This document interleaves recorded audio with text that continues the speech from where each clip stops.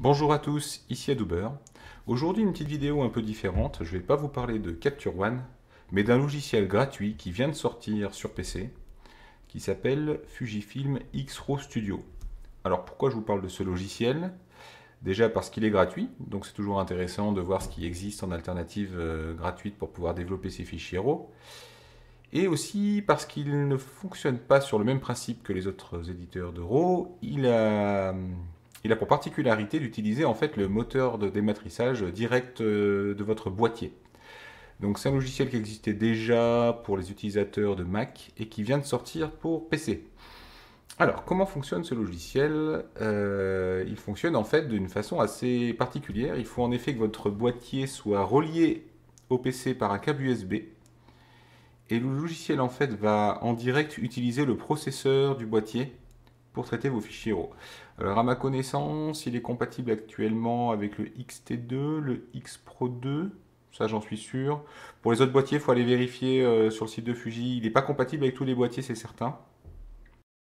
Et chose à savoir aussi, c'est qu'il ne permettra pas non plus de traiter. Enfin, vous avez besoin d'un XT2 ou d'un X Pro 2 par exemple pour l'utiliser, mais vous ne pourrez pas traiter un boîtier un fichier pardon d'un autre boîtier. J'ai essayé avec mon XT2 branché, je ne peux pas traiter des fichiers d'un XT1. Voilà. Donc c'est assez restreint dans le sens qu'il faut utiliser un boîtier bien précis et traiter des RAW issus du même modèle de boîtier. Bon, voilà, une fois qu'on sait ça. Alors il y a une petite manip à faire sur le boîtier au niveau dans les paramètres pour pouvoir activer en fait ce mode au niveau de la connexion USB. Donc je vous montre ça tout de suite. Alors je vais vous montrer comment paramétrer le XT2 pour qu'il puisse fonctionner avec le logiciel Fujifilm X-RAW Studio. Vous l'allumez, vous allez dans le menu. Là vous allez sur la petite clé à molette et vous descendez jusqu'à paramètres de connexion, param connexion. Voilà, une fois que vous êtes là, vous appuyez à droite. Vous descendez sur mode connexion PC et là vous avez plusieurs choix. Lecteur carte USB, etc. Donc il faut bien sûr avoir fait la mise à jour avec le dernier firmware du XT2 pour avoir cette petite option en bas. Rest, retr, conv, raw, USB. Bref, c'est cette petite ligne qu'il faut activer pour pouvoir utiliser le XT2 avec Fujifilm X-RAW Studio. Hop. Donc voilà, maintenant votre boîtier est paramétré. Vous le reliez à un port USB de votre PC et vous lancez le logiciel. Alors attention, le logiciel ne va pas vous permettre de traiter les RAW qui sont sur la carte mémoire dans le XT2 ou le X Pro 2. Il va vous permettre de traiter les RAW qui sont déjà copiés sur votre PC. Le boîtier est uniquement branché pour qu'on fasse appel à lui comme machine de travail. On va utiliser son processeur, mais c'est tout. Donc voilà, j'ai lancé le logiciel. Voilà son interface qui est extrêmement sobre. Voilà. Et je vais vous montrer comment ça fonctionne. Vous ouvrez tout simplement ici à gauche, vous avez une petite fenêtre qui vous permet de pointer le répertoire que vous voulez. Donc moi, hop, j'ai mis un RAW ici. Vos vignettes de RAW s'affichent ici en bas. Là, j'en ai qu'un.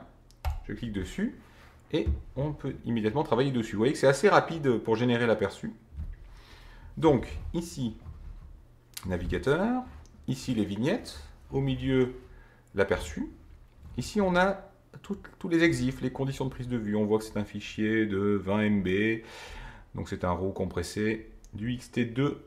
On voit qu'il a été fait à f5,6, 1/250e de seconde, à 200 ISO, en mode manuel. C'était fait en studio à la focale de 181 mm. C'était avec le 55-200. Voilà, donc vous avez ici tout le rappel des conditions de prise de vue. Vous avez un histogramme. Ici, on accède un peu aux options qui permettent de jouer sur la visualisation. Là, je peux choisir, par exemple, si je veux visualiser à 100%. Voilà. Et ça me met un petit peu de temps à générer l'aperçu, mais effectivement, j'ai bien un affichage 100%. Je peux 50%, etc. Sachez que tout ça, c'est appelable par des raccourcis clavier. Si vous voulez connaître... alors, un double clic vous ramène en aperçu normal. Et si vous voulez connaître tous les raccourcis clavier, vous allez sur Afficher, Zoom, et là vous avez tous les raccourcis clavier qui permettent, en fait, pour chaque pourcentage de zoom, vous avez un raccourci clavier différent. Donc ça peut être bon à savoir. Par exemple, si j'appuie sur Z, je suis immédiatement en 100% et Shift Z, je reviens en normal. Si je veux du 50%, je crois que je fais CTRL SHIFT 3. Voilà, je suis en 33%. Alors CTRL SHIFT 2. Voilà, CTRL SHIFT 2, je suis en affichage 50%. Avec les fichiers du XT2 qui sont très définis, je me mets très rarement en 100%. Personnellement, je trouve que 50% donne une image plus juste de ce que va donner l'image finale en termes de détails.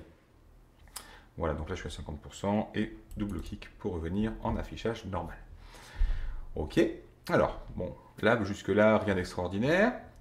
Qu'est-ce qu'on va pouvoir faire sur cette image? On va pouvoir, eh bien, ici à droite, vous avez tout un panneau qui va vous donner, en fait, toutes les modifications que vous pourrez faire sur la photo. Et là, il n'y a pas de... Il n'y a rien de spécial, ce sont les mêmes paramètres auxquels vous avez accès quand vous traitez un RAW sur votre boîtier directement. Par exemple, trait ISO push-pull, en fait, il s'agit de l'exposition. Hein. Si je mets à +1, il me surexpose ma photo de 1 IL. Si je mets à -1, il la sous-expose de 1 IL. Tout simplement. Hein. Voilà, donc on a exactement la même chose sur le boîtier. Alors là, on a même accès à la plage dynamique. Alors, comme j'ai pris la photo en DR100, je n'ai pas accès aux autres plages DR, de Dynamic Range. Mais si j'avais pris ma photo en DR200, je pourrais choisir entre DR100 ou DR200. Et si je l'avais pris en DR400, je pourrais choisir entre DR100, DR200 et DR400. Voilà, donc on peut le faire après coup. Ça c'est pas mal.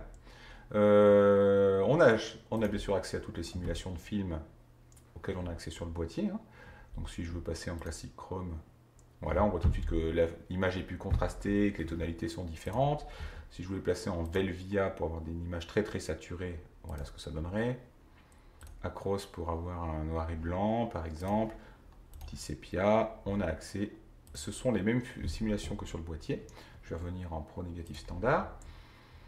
On peut mettre ou non du grain. Alors je vais vous montrer tout de suite l'effet. Je vais repasser à 50%. Voilà, je vais me mettre sur la zone de netteté. Et je vais vous mettre du grain. Je peux choisir faible ou fort. On va mettre faible pour commencer. Voilà, donc le grain faible est appliqué. Sur cette photo, c'est peut-être pas flagrant. Si je mets sur fort, peut-être un peu mieux. C'est peut-être pas le type de photo sur lequel ça se verra le plus. Mais on voit quand même qu'on a l'image est un peu granuleuse. Donc voilà, on peut appliquer l'effet de grain qui est disponible sur le boîtier. On peut jouer sur la balance des blancs. Alors on a les balances des blancs personnalisées que vous avez préenregistrées dans votre boîtier. Donc si vous avez préenregistré des balances des blancs sur le boîtier, vous pouvez les appeler ici. On peut directement les appeler une température de couleur. Par exemple, imaginons que je veux une photo plus froide. Voilà. Avec des prises en studio, je pense que 5600K, ça doit correspondre à peu près à une balance réaliste. Voilà. Sinon, je peux toujours revenir à telle quelle, qui est la balance des blancs, telle que le boîtier l'a prise. Vous pouvez aussi modifier votre balance des blancs, ici, comme sur le boîtier, en allant modifier un petit peu les tonalités de couleur. Ton lumière, ton ombre. Alors, si vous allez vers le ton lumière, c'est les hautes lumières en fait. Si vous allez vers le négatif, vous ramenez des informations, donc à -2, c'est là que je ramène le plus d'informations dans les hautes lumières, et si vous allez vers le positif, je vous montre à +4. Au contraire, vous augmentez le contraste dans les hautes lumières, et du coup vous perdez les informations dedans. Ouais, on voit qu'ici c'est beaucoup plus clair. Voilà. Ton ombre, c'est la même chose avec les ombres. Hein. Si je mets +3, je vais avoir des ombres très noires. -2, je vais avoir des ombres éclaircies. On est dans le même principe que sur le boîtier. Couleur, là c'est sur +1. Ça devait être... alors, en fait, à la base, il a pris tous les réglages que j'avais mis sur le boîtier en faisant la photo. Donc si je mets sur -2, ben, la photo devrait être moins saturée. -4. Voilà, ça se voit au niveau de la langue et des yeux. Et si je mets bien sûr à plus, on va avoir une photo beaucoup plus saturée. Donc on peut jouer là-dessus. Le détail, ça va être l'équivalent des onglets netteté ou accentuation qu'on peut avoir dans d'autres logiciels. Je vais zoomer un poil pour qu'on puisse voir ce que ça donne avec les détails. Voilà. Si je mets à +4, ça devrait... Voilà, c'est même beaucoup trop accentué à mon goût, mais enfin voilà, vous pouvez monter les détails. On voit que tout en étant suraccentué, on n'a pas l'effet un peu des petits vers de terre qu'on peut avoir sur d'autres logiciels, notamment Lightroom. Après bon, c'est pas quelque chose qui se voit forcément de toute façon quand on zoome, à moins de zoomer sur une photo, mais on voit quand même qu'on peut accentuer la photo sans avoir ces artefacts qu'on avait sous Lightroom. J'ai mis à -4 pour vous montrer la différence et je remets à 0. Voilà, alors un ami m'a dit qu'il trouvait que c'était le logiciel qui donnait le meilleur piqué, la meilleure sensation de netteté de tous ceux qu'il avait pu essayer sur des fichiers Fuji. Donc à voir dans le temps, peut-être à comparer avec d'autres, à comparer avec peut-être Iridiant X Transformer. Ça pourrait être une alternative intéressante à Iridiant, mais il y a un gros mais, je vous dirai après. Si on imagine utiliser de la même façon, il y a un défaut. Enfin, il y a un manque dans le logiciel. J'y viendrai plus tard. Là, on peut jouer sur la réduction du bruit. Alors moi, je mets toujours elle était à 0 alors que d'habitude je la mets à -4. Je n'ai pas besoin de réduction du bruit du tout. Oui, il faut savoir que Fuji a une logique un peu particulière. 0, il y a quand même de la réduction de bruit d'appliquer. Il ne faut pas chercher à comprendre. Hein. Donc il faut aller dans le négatif pour appliquer le moins possible de réduction du bruit. C'est -4 en fait qui vous donnera le moins de réduction du bruit possible. Voilà. Donc ça à tester, ça peut être intéressant de voir aussi sur des fichiers pris à des hautes valeurs ISO, par exemple du 1600, 2500, 3200 ISO, voir ce que va donner la réduction du bruit de ce logiciel par rapport à d'autres, comme Capture One ou autre. Ça peut être intéressant. Là, vous pouvez désactiver la correction de l'objectif, hein, l'optimisation modèle objectif. Donc si vous faites non, sur le 55-200 à cette focale, il n'y a pas de distorsion, donc on s'aperçoit que oui ou non, ça ne change pas grand-chose, mais ça peut être... Mais voilà, vous pouvez toujours voir ce que donne votre objectif non corrigé. On choisit son espace de couleur, sRGB ou Adobe RGB, et on peut faire une rotation de l'image. Voilà, c'est tout ce qu'on peut faire. Donc vous voyez que ça reste quand même c'est très limité par rapport à un, entre guillemets, vrai logiciel de d'érotisation. Du coup, on peut se demander, finalement, quel est l'intérêt de ce logiciel. Alors moi, j'y vois plusieurs intérêts. En premier lieu, si vous voulez tester un peu tout ce que vous permet votre boîtier en termes de réglages sur les JPEG, parce qu'il y a quand même une foultitude de réglages possibles. Si vous voulez le faire directement depuis le boîtier, il va falloir faire plein d'essais. Il va falloir vous mettre devant une scène particulière et prendre cette scène en photo en changeant les réglages entre chaque photo pour voir ce que ça donne. Et vous n'aurez l'aperçu que sur l'écran de l'appareil, à moins de revenir ensuite sur l'ordinateur, de tout charger, etc. Donc c'est un peu fastidieux. Là, vous pouvez prendre une photo et directement voir ce que va faire chaque effet. Et ensuite, trouver l'effet qui vous convient le mieux et le préenregistrer sur votre boîtier. Ça peut être une sorte de laboratoire de test pour les réglages JPEG. Donc c'est intéressant dans ce sens-là. C'est intéressant aussi dans le sens que ça vous permet, si vous faites du JPEG, d'avoir accès, que vous aimez le rendu des JPEG Fuji, mais que vous voulez pouvoir quand même avoir le choix après coup de pouvoir développer dans la simulation qu'on vous voulez, etc. Avant, vous pouviez le faire sur le boîtier en faisant du RAW. Maintenant, vous pouvez le faire sur l'ordinateur. Donc, on est dans des conditions bien plus confortables que de développer directement sur le boîtier. Hein. On voit, je ne sais pas si vous avez déjà essayé de développer un RAW sur votre boîtier, mais vous ne voyez pas à l'écran, tant que vous n'avez pas dit OK et validé les changements, vous ne verrez pas à l'écran le rendu fait par les changements que vous faites. Donc, vous allez faire plusieurs changements sur votre photo sans voir ce que ça donne. Il faudra ensuite l'enregistrer pour pouvoir la voir. Ici, vous avez accès, vous voyez automatiquement les changements se faire en direct et donc vous pouvez de façon beaucoup plus confortable et agréable vous retrouver avec les mêmes JPEG que vous auriez eu sur le boîtier, sauf que c'est vous qui avez la main après coup, après la prise de vue chez vous.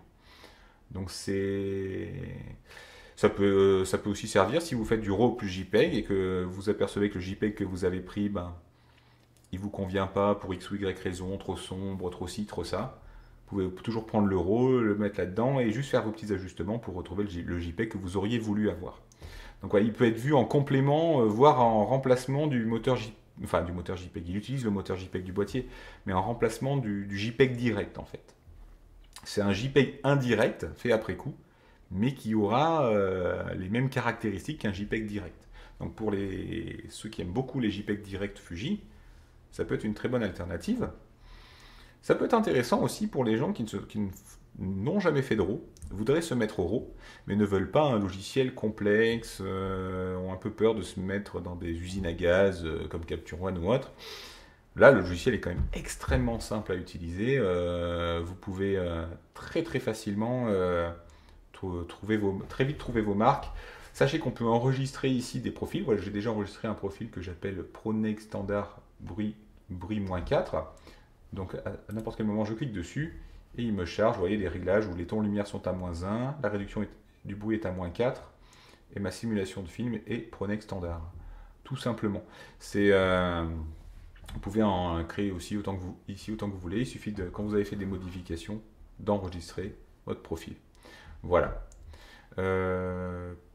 Là, par contre, une utilisation qui aurait pu être intéressante de ce logiciel et qui n'est pour l'instant pas, c'est pas qu'elle n'est pas possible, c'est qu'elle est limitée, ça aurait été de pouvoir utiliser ce logiciel en logiciel intermédiaire, un peu comme Iridium X-Transformer. Simplement, on profiterait du moteur de dématrissage du boîtier pour faire un fichier TIFF, par exemple, ou un DNG, qu'on enverrait ensuite dans un autre logiciel pour pouvoir avoir des possibilités de travail plus fines et plus nombreuses. L'idée serait par exemple d'avoir une première étape où on charge nos RAW là-dedans, on exporte tout en TIFF et on envoie ça dans Capture One, et là, ou Lightroom ou autre, et là on travaille nos images finement avec des outils de traitement local, etc.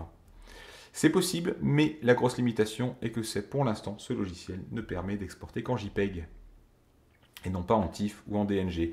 La raison pour cela étant que, en fait, comme il utilise le moteur du boîtier, il ne permet de faire que ce que permet le boîtier. Le X-T2 ou le X Pro 2 ne permettent pour l'instant pas d'exporter en TIFF, d'enregistrer en TIFF, donc vous ne pouvez pas le faire du logiciel. Il n'y a que si vous êtes riche et que vous avez un GFX, que là vous pouvez exporter en TIFF puisque le boîtier le permet. Alors, on entend parler d'un peut-être futur firmware du XT2 permettant d'exporter en TIFF, et dans ce cas-là, il y aurait certainement une nouvelle version de ce logiciel avec du TIFF.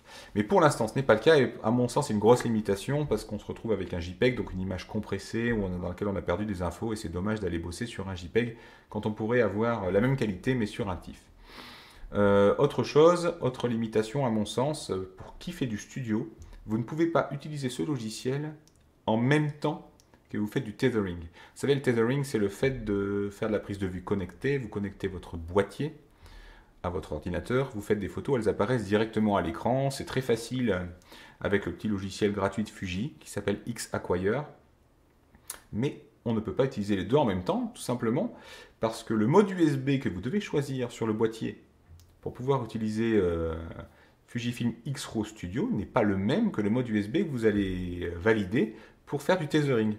Donc, vous ne pouvez pas faire les deux en même temps. Ce serait dommage. C'est dommage, ça aurait été sympa de pouvoir faire du tethering et que les images arrivent directement dans Fujifilm X-RAW Studio. Bon, en ce qui me concerne, c'est pas un drame. De toute façon, je fais ça avec Capture One et j'en suis très content. Mais pour ceux qui voudraient utiliser Fujifilm X-RAW Studio, voilà, on ne peut pas faire de capture connectée en même temps pour le moment. Hein. Il est possible que plus tard, encore quelque chose, une rumeur, que les deux logiciels fusionnent, à savoir Fujifilm X-Acquire et Fujifilm X-RAW Studio, et qu'on ait une seule interface qui vous permet de faire de la prise de vue connectée et en même temps d'accéder à tout cela.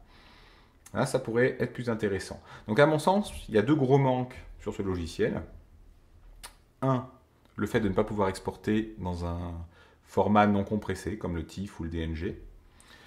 Et deux, de ne pas pouvoir l'utiliser simultanément avec un logiciel de prise de vue connecté. Voilà. Parce que ce n'est pas un logiciel qui va vous permettre de faire des réglages très fins sur une image, hein. Que ce soit même, regardez par exemple le ton ombre, enfin c'est c'est pas graduel entre les paliers qu'on a, c'est très franc, et si on veut faire quelque chose de plus fin, il faudra aller ailleurs, il faudra passer par un vrai, entre guillemets, logiciel de dérotisation. Le problème, c'est que si vous l'exportez à partir de celui-ci, vous n'aurez qu'un JPEG, et vous aurez déjà perdu pas mal d'infos sur l'image. Voilà, tout ce que j'ai à dire pour l'instant après une petite demi-journée de test. En attendant, il est là, ce logiciel, il est gratuit, donc rien ne vous empêche de le télécharger, de le tester. N'hésitez pas à donner votre avis sous ma vidéo et on en discutera. Voilà, en attendant, je vous souhaite à tous une bonne fin de journée, une bonne soirée ou une bonne nuit, et à bientôt.